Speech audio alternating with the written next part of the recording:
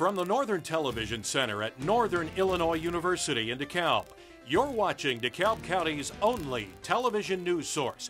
This is NTC News Tonight.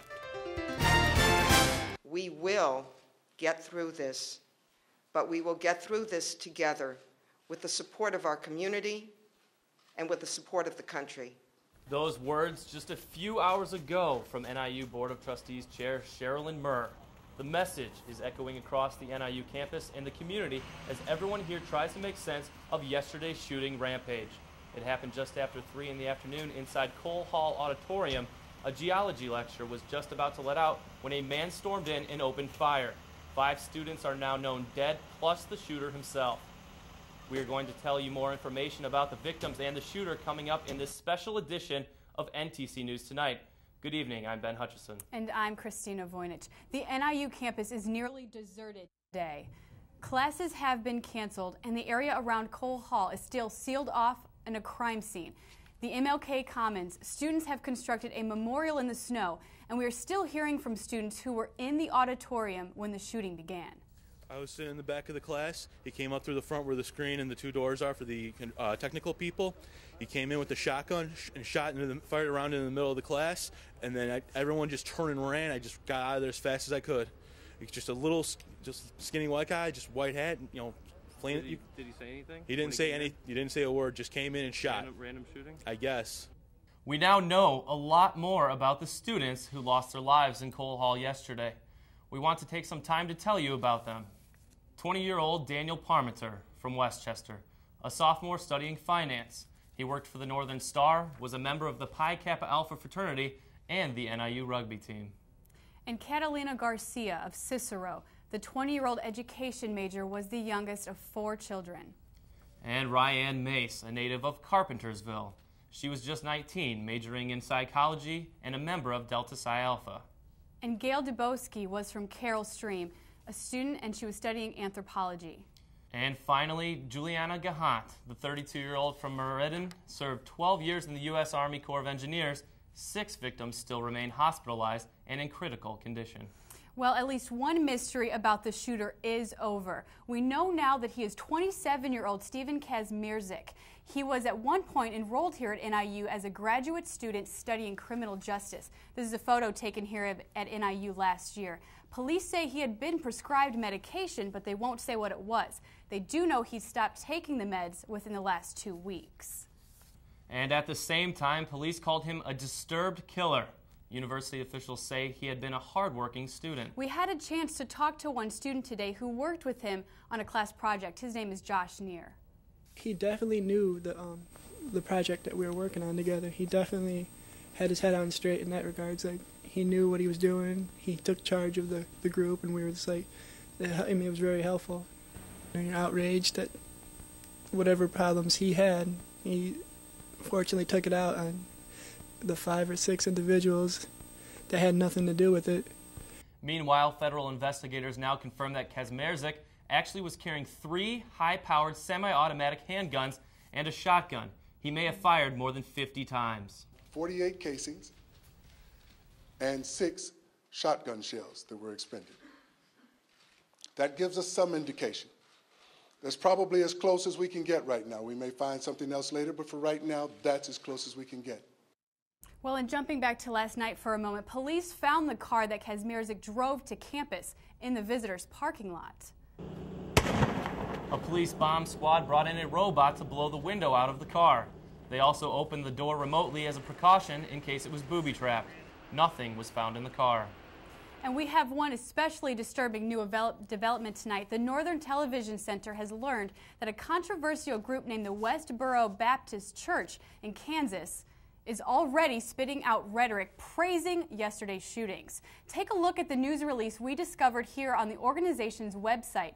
You can see the troubling words that thank God for the shooter. The organization is threatening to also picket the funerals of the shooting victims. When we come back, we're going to talk about how NIU students are coping with all of this. With silence falling on campus, the streets of DeKalb have been quiet, except for the sounds of prayers and hymns.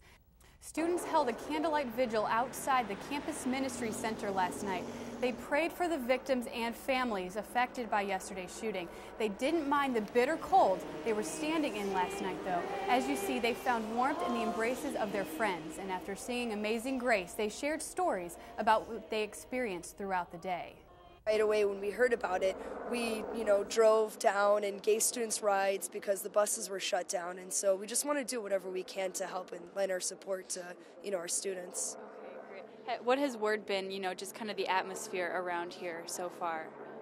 As far as the atmosphere, it's kind of hard to tell because it's so new. I mean, this is like the initial phase right here.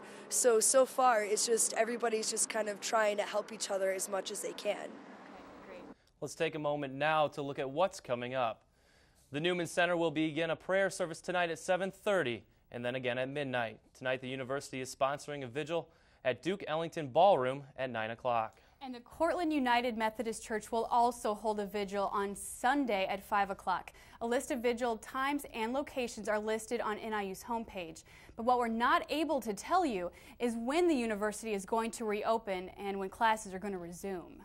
Yes, and if there is any good news to tell you from all this, it is about one of the shooting victims.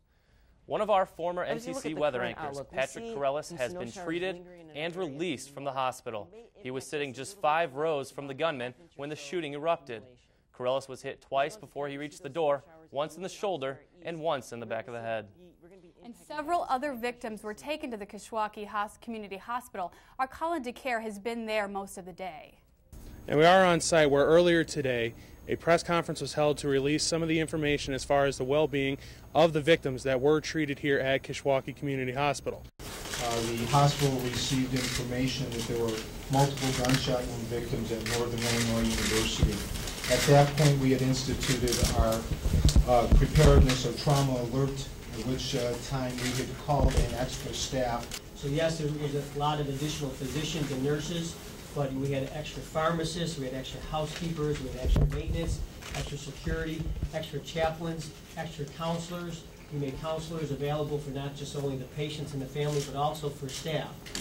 These are little pellets. They look like little BBs, and although on the surface they look very small and insignificant, you cannot rely on that. They can travel to places where they're not supposed to be.